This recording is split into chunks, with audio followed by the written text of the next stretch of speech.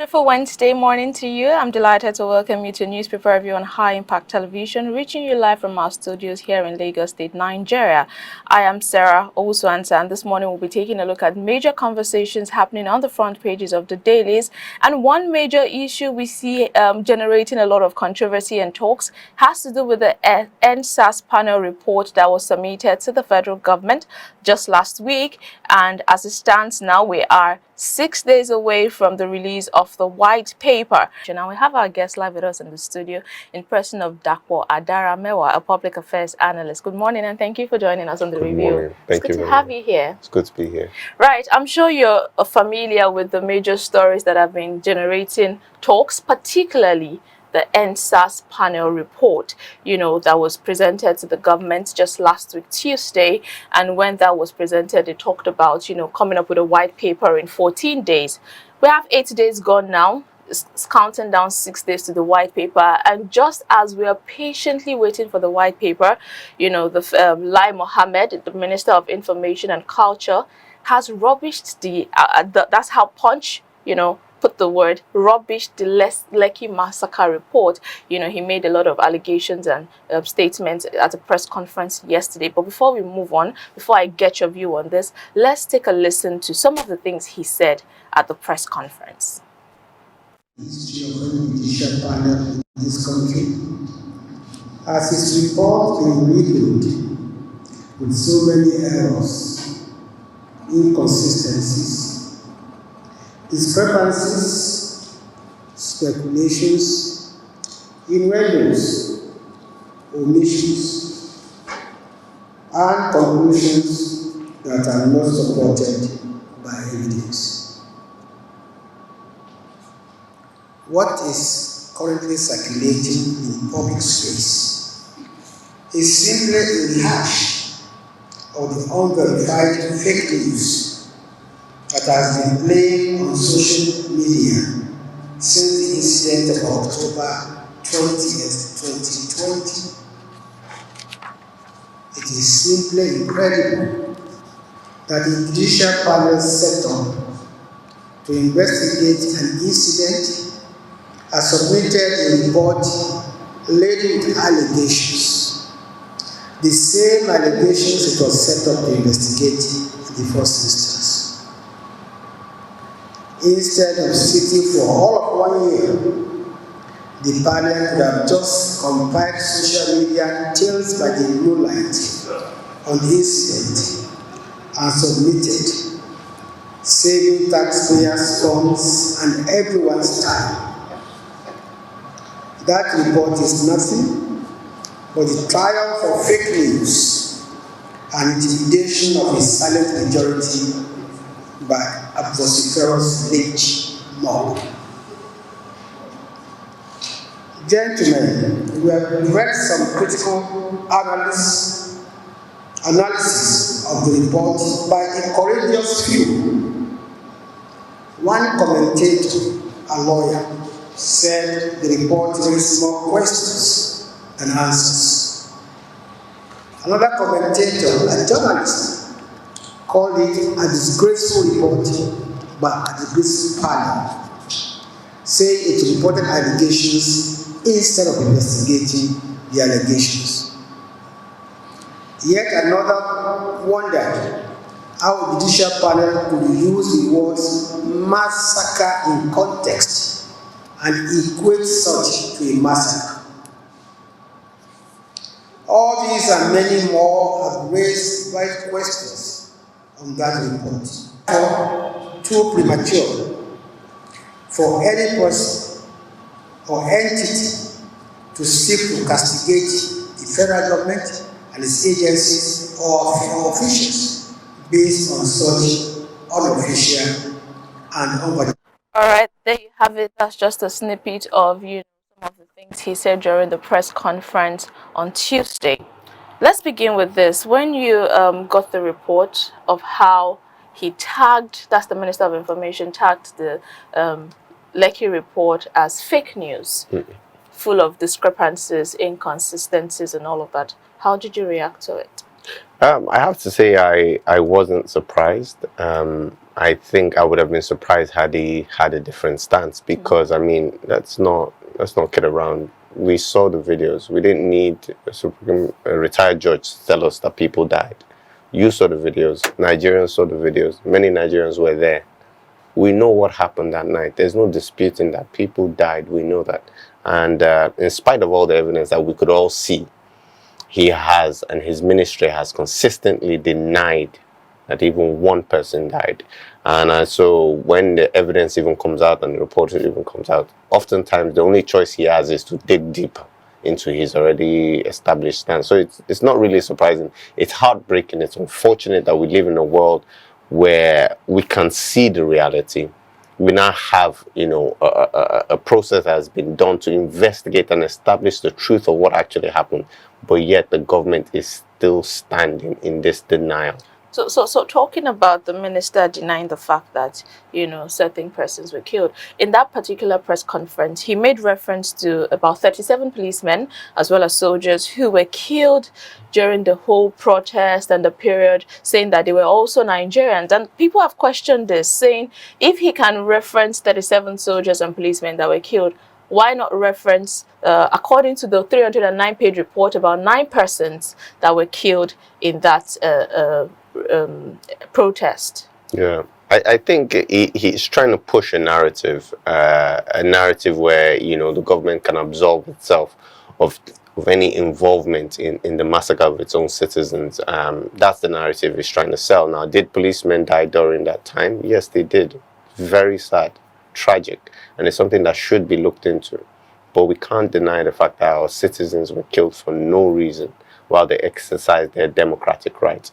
No matter how far he tries to run from this, no matter how far they try to run, it will always be there. It cannot go away. Nigerians won't forget.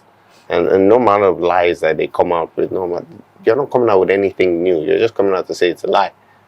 Okay, so one major issue that the minister pointed out is the use of the word massacre. Let's break it down. What exactly is a massacre? Let's start from there. That's a difficult one. Well, I think the English dictionary would be clear as to what a massacre is. But what they're trying to play with now, is it the volume they're trying to say is 9, or how many people? Is it not enough? At what point does it become a massacre? Right, because people are reacting to this saying, rather than focus on the choice of words massacre, let us focus on more important things. So if the massacre is a problem, how do we address this as we await the white paper in 6 days?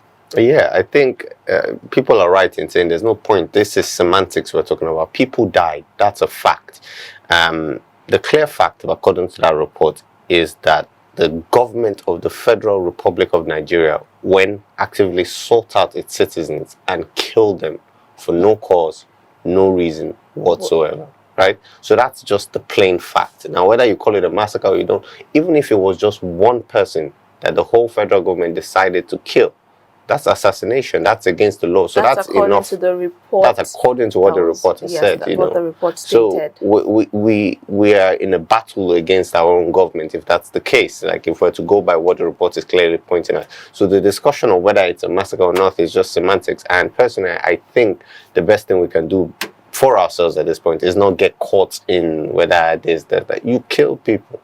Account for that. According to the report released by the judicial panel. Now, the United States as well as the United Nations has, gotten involved in this issue, and they have Anthony Blinken, has come out to state that they would not give proper comment until they see the white paper, and if Nigeria doesn't do something about it, an arms embargo will be placed on the country. What do you make of that? I think that's on one hand. Yes, the US and the UK are trying to play their bit in terms of policing the international environment, but I wouldn't say I'm too worried about if this government will be afraid, because they need us. They need us for trade. They need us for business. So they might put a small embargo, but to go as far as to maybe ban people involved in the massacre from coming to the country, those are the kind of actions I would like to see. Identify certain government officials who played a role in the massacre with civilians, and put the pressure directly on them, not just on the country as a whole. We will suffer if you don't have the equipment to fight terrorists in the north. Then we will suffer, not the people who killed our citizens. So, but Lai Mohammed has tagged this report as fake news. You know, we've had the report of fake news, how the country is making moves to ensure that they stifle the spread of fake news across the country, and tagging this despite the fact that it took about 13 months and a 9-man judicial panel was set up led by Justice Doris Okwobi to come up with this report, and it still tagged it as fake news according to the minister. How do we navigate from this? What is the extent to which the white paper would clarify all of these discrepancies and inconsistencies that the minister pointed out?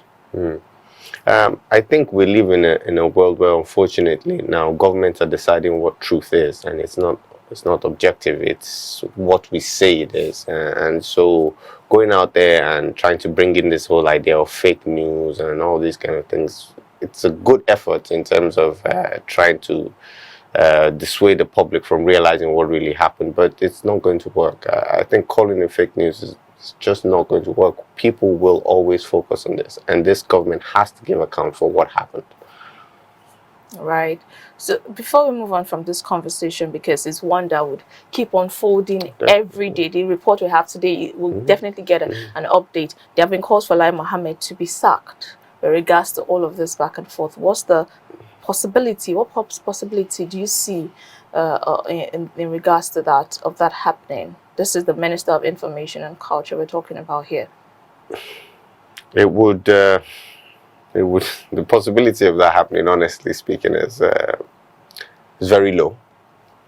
But beyond that, I think our focus shouldn't be on calling out and just trying to ensure that Mr. Lai Mohammed pays for what he has done or the role he has played in all of this. I think we need to focus beyond that. Who gave the order? Who gave the order for people to be killed that day? That is what matters. That's the first person we're going after. That's the most important person. It's the person who gave the order, the people who were involved in the killing of people. Those are our first priority. Now, the man who is lying about it, yes, he's in line as well. He should pay. Everybody involved in that should pay. But our biggest priority right now is who gave the order for the execution of Nigerian citizens that day. Right. So I believe that because the president in person of Muhammad Buhari, Femi Adesina, also made a comment how that, you know, he would react to this upon the release of the white paper. So we'll keep our fingers crossed while we patiently wait for 6 days away, like I said earlier, for the white paper, and we'll stay hopeful and we'll strongly believe that, you know, the white paper would clarify most of the doubts and uncertainties surrounding this issue, so it can be laid to rest once and for all. Now, still in Nigeria now. Let's diversify a bit to insecurity.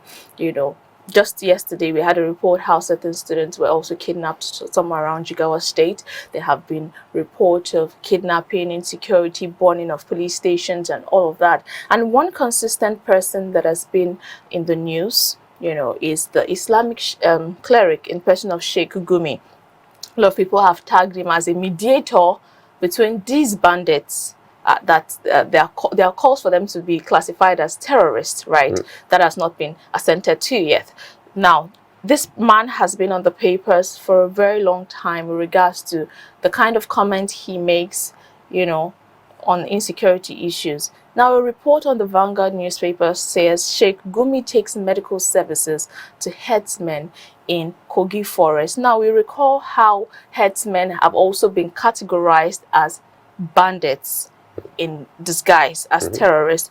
Now, people have called for Sheikh Gumi to be brought into custody and questioned in relation to the kind of relationship he has with these persons. Some have said the government should make use of the knowledge and the information and the access he has to get hold of these people. What do you think is most probable at this time, considering the relationship, I would use that word, relationship, between Sheikh Gumi, these herdsmen or bandits, and the federal government at large? Well, I think it's a very very tight line to walk, in the sense that one has to be, so say for example, when we had kidnappers and men and all these people in other parts of the country, we had people who went and negotiated on behalf of the federal government in terms of the amnesty program, right? And there's nothing wrong with that in terms of somebody being a bridge between the government and an external actor. But when you get to the level where somebody's playing a role in terms of providing healthcare, providing food, and providing financial assistance, that person changes from a negotiator to a sponsor. The moment you're a sponsor of terrorism, you are in many ways the very root cause of the problem. Because without the sponsors, without the fund, it's very expensive to fight a war. A lot of people don't realize that it actually is very expensive. Bullets are not cheap, guns are not cheap. So we need to talk about the economy of these groups. Now, where is the funding coming from? If people like Gumi are playing a role on providing them with healthcare, material assistance, then they must be arrested. Anybody else who is also funding terrorism in Nigeria must be investigated and arrested. I remember a few months ago, high-ranking intelligence official came on television and told us that, yes, we know who is sponsoring terrorism, but nobody's doing anything about it. And that was meant to be a big expose that would have shook the core of Nigerian society, but nothing happened. We pretend like we don't know. Where is the money coming from? If you can cut that off, and if people like Gumi are playing a role in that, cut that off. But there's nothing wrong with somebody being, a negotiator. Because at some point, we would need to, have that discourse. And if we're not having that discourse, then we need to close off the people who are funding these terrorist groups and shut them down. And I will always refer to them as terrorist groups. They are terrorists. Even though it has not, despite calls for them to be tagged as terrorists, that has not been put into place yet. But still, we know that one major thing Sheikh Gumi has said is he's vehemently against the kinetic approach, which is being adopted by the authority of this nation, against bandits. And he has stated that these bandits are victims of neglect over the years, and providing them with basic amenities, basic infrastructures, and coming up with a subtle form of diplomacy could actually change their attitude. That's the argument he's proposing, that the federal government should change their approach to fighting bandits and come up with a more systematic approach where there can be more dialogues and negotiations. How do you think that can work? How has it worked in time past? I think that there's a large place for dialogue, because there are some wars that you cannot win because you are fighting against an ideology, and you can't kill an ideology except you gather all the people who believe in it and kill them all at once.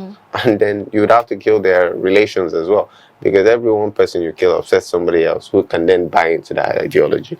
So there is a space for one to say, okay, how do we solve this problem now?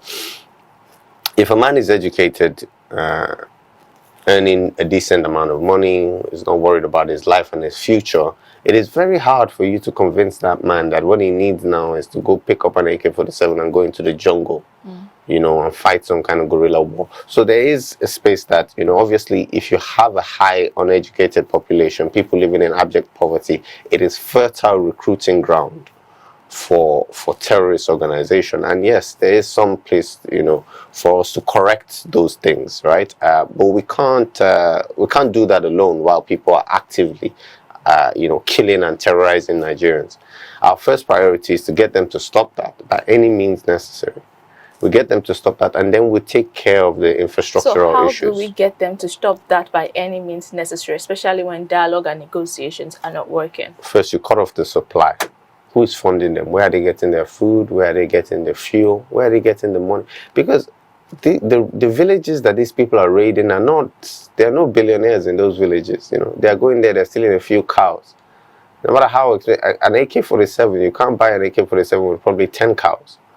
Do you get? And they have to buy new rounds every time. They have to buy vehicles. So where is the money coming from? How are they from? You're going to somewhere to go and kidnap 200 children. The logistical, even if I'm moving people that I work with, staff, 200 of them from point A to point B. I understand the logistics involved. Talking about logistics, there's a heavy question mark there, because we recall sometime early this year or late last year where some students were kidnapped. I think it was in Kaduna State, where a large number of students were kidnapped, and eyewitnesses said that these kidnappers, these gunmen, came to abduct the students on motorcycles, you know, carrying a lot of students on these motorcycles, and that raised a lot of questions about logistics. How possible is it to move this amount of students on motorcycles? Is there something that they are not saying? Is there something that we are not seeing? Exactly. I had to chip that in when you talked about, you know, logistics, because we hardly get report of these bandits coming with trucks and big vans. So how do they successfully move these their abductors in large numbers? That's one question. It's a perplexing question, you know. How you know, I think it ties into the question of how are they funding all of this. If you can stop their ability to fund these things, then, you know, there's very little they can do at that point. They become a less threatening force, and then you can go in and successfully tackle it and disperse them. But when they are well funded, and in some cases some have said they are better funded and better armed than the Nigerian military itself, then we are fighting a losing battle already. So, you know, strangely enough, I think that's the one place I can see Sheikh Gumi has, you know, identified something that is truth, shall we say. There's a need for us to look at other approaches, as well as using the kinetic approach to push back these bandits. What else can we put in place to ensure that we stifle their funding, their ability to move around, and in order to give us a better chance at winning that war? Right. Okay, so from all you've said, it can be summed that a major way to fight this battle is first by cutting the funds, getting the source of the funds, and from there we can, you know, progress. But I still want to understand, and I'm sure a lot of people also want to understand. As it stands now, there seems to be two major forms of fighting this. Two major, like I said, on the forefront: dialogue or negotiations, or totally going out with force on them and eradicating them. Now, if these two methods, because there have been a lot of debates that negotiations haven't helped so far. You give some bandits what they're requesting for, thinking that that would make them step back a bit, and the next minute they have expanded their territory and gone to another region, and then you have to give them what they want again, and on and on, and they don't seem to listen. Also, going out with full force on them sometimes doesn't provide the desired result. So when all this fail, as a public affairs analyst, besides cutting the funds, because we also have to know where these funds are coming from, what do you think can be done that would be sustainable and effective enough to get to the root of this problem? I think it is a bit of both, in truth. I think we need to first understand that this is not the first of its kind that we have faced. We look at you know, the activities of you know, with the militants in Nigeria, and how we managed to come to now. This is completely different, you know, but we know how we brought that to an end. A mix of both. It's not, but that has by and large come to an end now. So I think the government needs to approach it in terms of being willing to negotiate, and that's painful for me to say, but being willing to have some kind of dialogue. But at the same time, not at the expense of people's lives. You know, when there was dialogue between us and some of the militants back then, you know, they actively stopped their killing sprees, their kidnappings. They stopped in that moment to show it's like an act of good faith. So if they are willing to be reasonable enough to say, okay, we're going to stop our activities, and let's hear what the important thing is to find a solution. We cannot choose and say, oh, this approach is too, no, this approach is too soft for me. This approach is too hard for me. Whereas Nigerians are dying. The family of the dead Nigerians, they don't care whether you approach it softly or hard. Just get the job done and give us safety, peace, so that we can conduct our business in peace. And I think that's the only thing that matters. Whatever gets the job done, whether it is peacefully or by force, whatever gets the job done, just get it done. Right. Very quickly, let's touch on something. It just popped up in my head that has to do with industrial strikes in Nigeria. We have majorly the NARD, that's Health Workers National Association of Resident Doctors, as well as the ASU, Academic Staff Union of Universities, NASU, and other bodies constantly come up in the news about how federal government is yet to meet their demands, raising some particular amount of money to help better that sector of the country.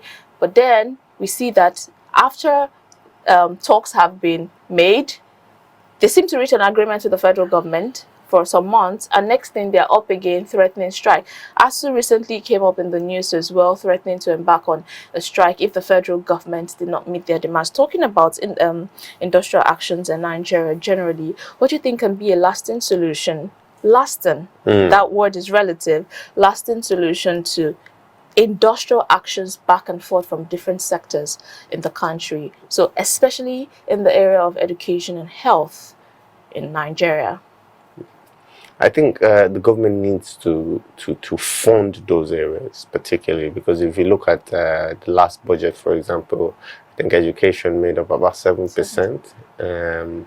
And I'm sure if you look into funding, it also makes up a very small percentage of our expenses in the country. And so when these key areas are underfunded and they're so important, and so the people working in these sectors deserve the best, because it is on their backs we're going to build the future of the Nigeria we're trying to create. And so the government first needs to provide them with the basics that they need. They're human beings as well. And then when there's ever an interaction between the unions and the government and there's an agreement, the government has to ensure that it sticks to the agreement. You know, we're borrowing billions, and I took the train last weekend. It was nice. We're borrowing billions and we're paying off for all these things. And yes, they will advance the country, but we need to also take care of our teachers. We need to take care of our medical professionals, because if they all leave Nigeria, then what are we left with? You know, so we need to find balance in everything the government is doing, and it needs to keep up to it. These people, they're not asking. If you listen to their demands, you'll be amazed how normal it is. Like, nobody is going on strike because they haven't bought them a Range Rover. They're asking for basic things: healthcare, pensions, all these kind of things. So why not give it to them? Right. That's one aspect we look forward to seeing, a lasting solution to, especially in the areas of education and health. You know, a lot of students get to stay at home for a lengthy period of time because ASU is on strike. And just, I think some weeks ago, there seemed to be a sort of standing rule, I would use that word, where the health minister stated that there would be a certain period where health workers or health practitioners in Nigeria after school would need to stay in the country for a certain period of time before they can, because of the rampant evacuation and move of health workers to other parts of the world. Now, lastly, before I let you go this morning, let's talk about a story that has to do with federal government planning to disburse poor Nigerians. Now, the poor is in parentheses on the Guardian newspaper, poor Nigerians, as they've also come up with talks to cancel fuel subsidy. Now, the conversation is surrounding the part that about 5,000 naira will be given to poor Nigerians. It was put in parentheses intentionally, you know, every month, to see that their upkeep is okay and all of that. First, what do you make of that report? Secondly, I'm going to ask you two questions on this. How sustainable do you see this plan? I think it's a very noble idea. It's beautiful. I think if you look at the most successful countries in the world, they are the countries who take care of the less fortunate in their society. They provide welfare. They provide a certain amount of care. So it's a beautiful thing. And I think if we are to take this country forward, we need those kind of policies in place. We need to lift people out of abstract poverty. But again, it has to be done in a very sustainable way. And the difficulty now is when the government is, using loans to cover about over 90% of its budget. You understand that I'm no economist, but I understand that sometimes injecting money directly into the economy does bring great relief. So my hopes is that if the government is genuine in its intentions, it can find a way to bring these things in, because we need them. We need them urgently. Nigerians need that care. There needs to be a social network, a social safety net for every Nigerian. So I'm hoping that they get it right. You know, I certainly will be more pleased if we were taking loans and even giving it directly to the people than, you know, a lot of mismanagement. You know, you take a $10 billion loan to execute a $1 billion project. You know, I'd rather see, you know, that money spent directly on the people. So yes, I welcome it, and I laud this government for making attempts and such. All right, we'll see how that eventually plays out in the Let's end. see. Let's see. Dakwa Adaramewa, thank you so much for Thank you joining us very on the much, review Sarah. this morning and for sharing your thoughts with us on different issues. You can also remember to join us at 3 p.m. and 9 p.m. to get more of the stories and more stories on news around the globe. Remember to follow us across all of our social media platforms at High Impact TV and High Impact TV UK. You can as well follow us on Instagram as News Around the Globe _. I am Sarah, also answer. Till I see you next time.